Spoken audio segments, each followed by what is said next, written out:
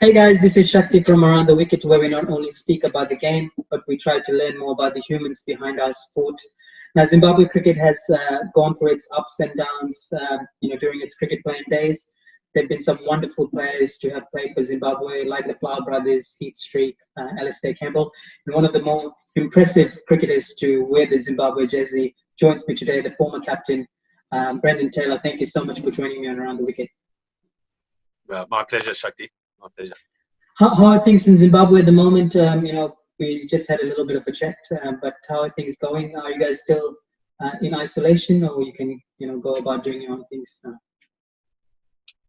It's certainly eased up a little bit. We can pretty much move around pretty freely. Obviously, we need to wear our masks and wash our hands and keep our distance. But it's not too bad at the moment. But obviously, there's a lot of uncertainty in our country still and worldwide as well. So nice to hear certain places are easing up a bit. But yeah, we get in there. It's just out of our control, and we're learning to adapt with it.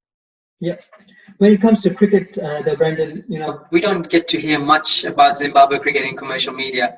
Can you tell us about how the cricketing landscape is in Zimbabwe, and how important the game of cricket is when it comes to boosting morale of sports playing or sports loving people? Yeah, there's two sports that stand out in Zimbabwe, and that's certainly football and cricket. Those are the two big ones.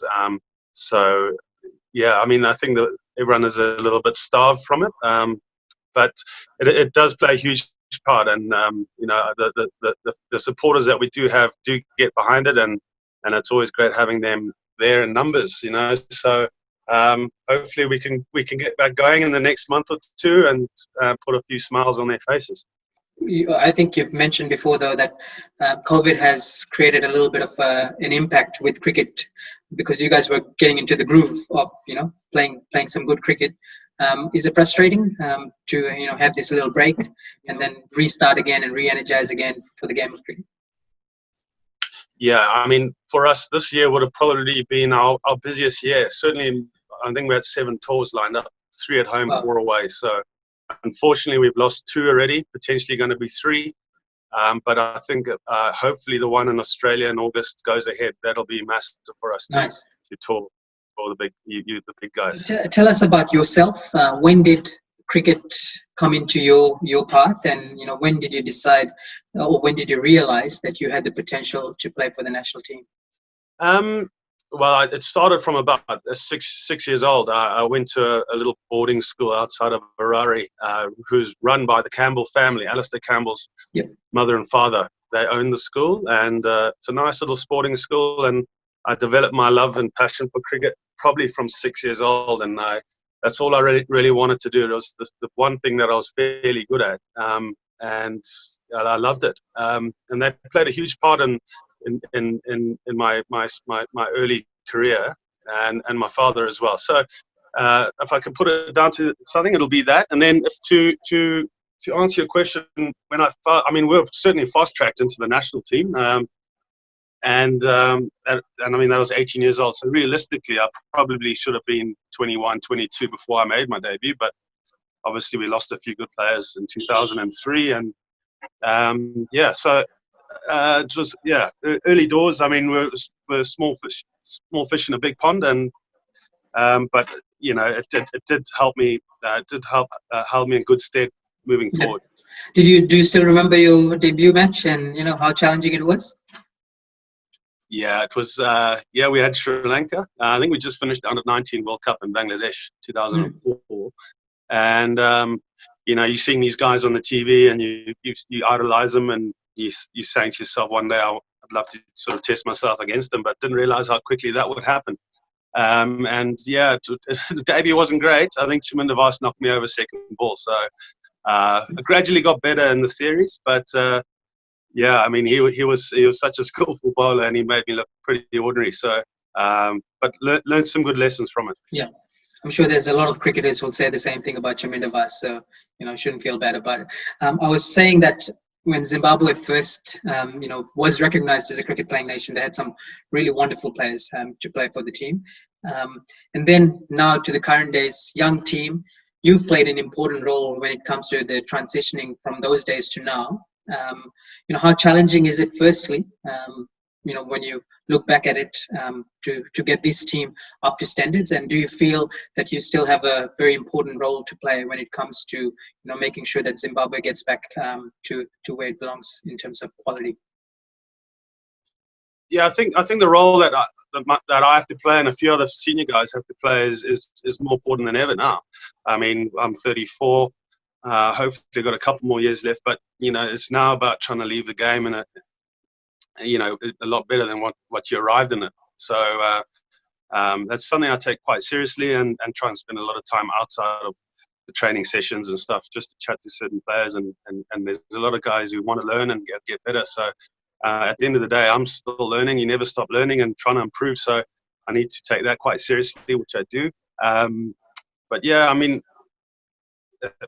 if you had to rewind the clock, I mean, when we lost all those players in 2003, I mean, we were pretty much senior players at 18, 19 years old. So it was, I mean, we had no one to really lean on and back with in the middle, and have that sort of expert advice and that experience to work with. So it probably took me 4 or 5 years to sort of grasp the importance of building an innings and understanding the professional, the disciplines of being a professional cricketer. And I probably took that for granted as a young kid as well. So you learn from your mistakes and you build on that. But yeah, I've looked back pretty fondly on it, and it's taught me some good life lessons as well. Individually for yourself, you are one of the more impressive when it comes statistically. You've scored 16 international hundreds. You've got over 8,500 international runs. What do you owe your consistency to, with these performances? And do you feel like you've still got a lot, to offer? Yeah, I do believe I've got a lot to offer still. I mean, once you start falling out of love with it, or then it's probably time to hang it up. So I'm still very dedicated to Zimbabwe cricket. But I think those numbers there, I mean, I'm not big on numbers, but I think the early days as well. I mean, the amount of times you throw your wicket away, I think it took me 92 one-day internationals to get a first 100, and then once you get that first one, you learn how to do that, and the others start to come a bit more regularly. So, I'd like to think if a few of us had, say, Andy Flower or Grant Flower batting in the middle, there should be a few more hundreds there, because I don't think many bowlers got me out. I think I'd probably chuck my wicket away. So, but that's the lesson to learn. And but one thing I do put it down to is we're very fortunate to have Grant Flower as our batting coach for 3 years, and his work ethic was second to none. And I mean, he threw thousands of balls a day, and I stuck closely with him. And the proof was in the pudding there. Once you start putting in the work, the rewards start to come. So, I mean, I do owe a lot to him, and also as an individual, you need to buy into that work ethic as well. So, that's what I can put it down to, basically. You talked about getting your first 100 after 80 odd matches or whatever it was. You've got 10 international ODI hundreds now. The style suit your game? Possibly. I mean, in 14 years of I probably played 14 years with Zimbabwe cricket, 3 in England. But I've only played 30 Test matches, so I've played 190. You got 6, and you got 600s as well for your Test matches. So yeah. So I mean, we had 5 years out of Test cricket as well. We had to try and rebuild our from 2005 to I think about 2010-11. So I mean, that took a good chunk out of it, but I think that was necessary to do because we were such a young side, and Test cricket being the pinnacle, we needed to do that. But I mean, when you played close to 200 one days, you certainly do get a bit more comfortable with it. But I certainly wish I'd played a bit more Test cricket as well. You had experienced one of the rare achievements in any cricketer's life. You scored back-to-back centuries against Bangladesh in Harare in 2013. Can you tell us more about that day and your experience getting those 200s? Yeah, Bangladesh, generally we've struggled with them, especially in their backyard as well. They're tough to beat there. and you know, our record will say we're a lot more consistent at home. I mean, that was a great day for us. Unfortunately, we went and lost the second test, and they bounced back pretty strong. But yeah, we batted first. I think the wicket was quite green, so it was quite a challenging first day. But yeah, it was. I mean, that's when we had probably our best side I've played with in my career in Zimbabwe. So you know, we're pretty strong with the ball and the bat, and yeah, and you know, that's the frustrating thing, is because we know we can play like that, and we just don't do it. We don't do it as often as we'd like. You know, you were a former captain. I said that at the start. You had a challenging time. You know, let's not understate it. You had a challenging time. But do you feel like you performed better when you put that captain's armband on? And what do you owe that, you know, performance to? Yeah, I can't put it down to anything. I think maybe just the psychological added responsibility carries you through that a little bit. And statistically, it probably would say that yes, I played my best with the armband on. So I thoroughly enjoyed that time. I did enjoy the challenge and the pressures that came with it. But yeah, I mean, at that time, I think we'd done our rebuilding phase.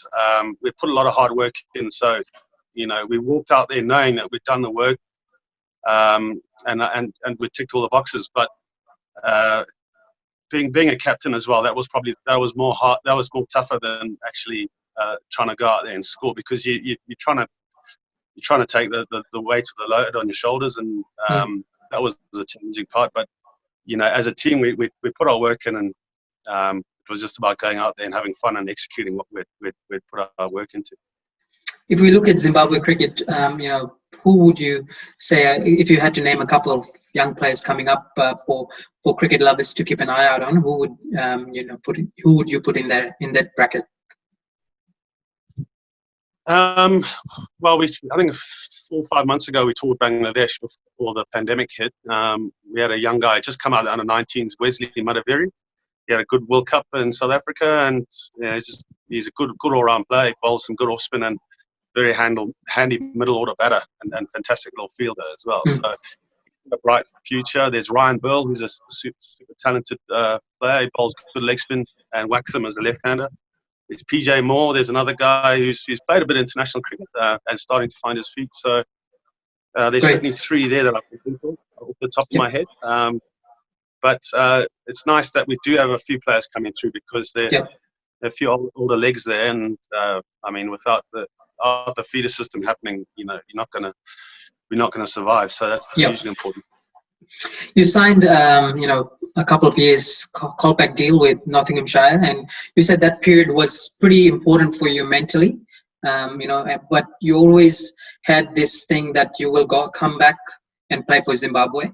Can you tell us about that period, and you know, how challenging it was for you? Well, the challenging part was going to England. That was leaving my family behind, and probably not seeing them for 2.5 months at a time. But I felt that it was hugely important to do that at that time of my career, to be involved with a big club with a lot of history and a good track record. That was something I thoroughly enjoyed. I mean, we had some of the best coaches in the world. We had Peter Moores there. We had some ex-England players. We had current England players involved when they were free to play. So it was huge. And I felt that certainly helped me grow as a player. So yeah, I mean, it's you know, I came back at 32 years old, so glad I did it, but I'm happy to finish off my international playing days with Zimbabwe. And where do you see Zimbabwe cricket from now on? You know, in the near future, and you know, where do you see it going forward? I mean, it's all common knowledge that Zimbabwe cricket has had some trying times, but I think we've come through that quite well, and they are making good strides into making sure that the future is bright. And you know, again, as long as there's young players coming through, and we're playing cricket, we have been starved of some cricket over the years, and you know, if we just get some continuity, we start to show some good results. It's tough to play a series and then you sit for 3-4 months and you're back in the nets and then you play again. So yeah, just hopefully we can just get back out there, and the performances just tend to get better. They just do. So I think Zimbabwe cricket, we've all learned from our mistakes, and I think they're taking good strides to not do that again, and make sure that the future's bright for all of us. Absolutely, Brendan. Okay, I've got 10 rapid fire questions, if that's okay with you. Who is your favorite cricketer currently? Currently, it'd have to be Virat Kohli, I'd say. It used to be AB de Villiers, but now he's retired, but Virat's definitely there. And who is the most competitive cricketer you have come across? Probably David Warner, I'd say. Davey Warner, he's in your face all the time, and makes it pretty uncomfortable for you. Yeah. But you sort of expect it, when it's, you're going to get it. So it's just water off a duck's back. But you can't fault his competitiveness, for sure. Who's the toughest bowler you have faced? I think it would be, for me, early career would be Chiman Devas. Later in my career, probably be like a Syed Ajmal in Pakistani conditions or in conditions. In Dubai conditions, yeah. So what was your favorite cricketing moment? Favorite cricketing moment, I think, would be probably winning our comeback test match against Bangladesh after 5 years of not playing. Or the Australia T20 2007 in Cape Town, I think, when we beat the Powerhouse there. So that was incredible. Your favorite movie? This is not cricket related. Your favorite movie? Gladiator. It's a winner. Russell Crowe. Yes. Another Australian. Your favorite pastime habit? I know you like fishing, so is that? Fishing, yeah. My kids love fishing, so I tend to do that a bit with them. And outside of that, it'll be golf. Golf, yeah. Your inspiration growing up? Inspiration growing up would be probably my old man and Alistair Campbell's father as well. He was very influential in my cricketing, starting out with my cricket at junior school. So, one word that would define you? Loyal. I take a lot of pride in being loyal. Best sledge you've ever received? I can't really tell you what. I mean, I don't want to repeat some of them. But Davey Warner's been most a hell of a lot. Australians. But then I don't think the impact's so bad because the Aussies, you're going to get it as well. So you psychologically equipped for it. But then again, you're trying to focus on the job at hand. So I can't put it down to anyone. But there's been so many. But you're trying to focus on not getting castled. So yeah. Okay, one last question, Brendan, is if you were not a cricketer, what would you be? What would I be? I'd like to be probably a golfer, but I'm an absolute hacker at it, but I do love it. So, so golfer. Yep. Golf would be it. Yeah. Excellent. Thank you so much, Brendan, for joining me on Around the Wicket. It was wonderful to hear your insights into Zimbabwean cricket. Like I said, we don't get to hear much of it, in commercial media and cricket playing nations like Australia. We'd love for you guys to come to Australia very soon. Hopefully, your calendar still is continuous, and you can get back on the park very soon. And all the best with the kids and fishing and golfing. Thank you very much. Thanks. Cheers, man. Thank you. Thanks for having me. Appreciate it, man. Thanks, Brendan. Have a good one. Cheers, man. Bye.